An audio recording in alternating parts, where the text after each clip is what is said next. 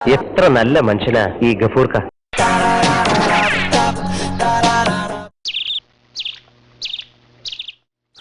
ഇതാരാണ് വരണത്? നമ്മളെ പുന്നാരുമ്മല്ലേ? ഗഫൂർക്ക ഓടി വരിയേ. ഇതാ ഇങ്ങക്കൊരു സന്തോഷ കാഴ്ച കാണുന്ന. എന്താണ് സൂറാവി അത്? വേഗം പറ, എന്താണ് സന്തോഷ കാഴ്ച? അതാ വരണ നമ്മളെ പുന്നാരുമ്മ.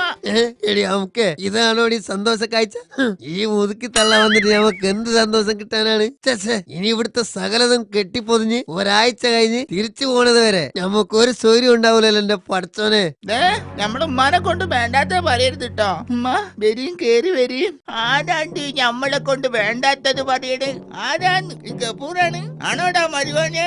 എടാ ഈ എന്താണ്ടാ വിചാരിച്ചത്? നമ്മൾ ആരാന്നറിയടാ? തുടങ്ങി. നിങ്ങൾ ആരാന്ന് ഞമ്മക്ക് നന്നായിട്ട് അറിയാം. നിങ്ങളാണ് പാത്തുമ്മ. എന്ത് പാത്തുമ്മ?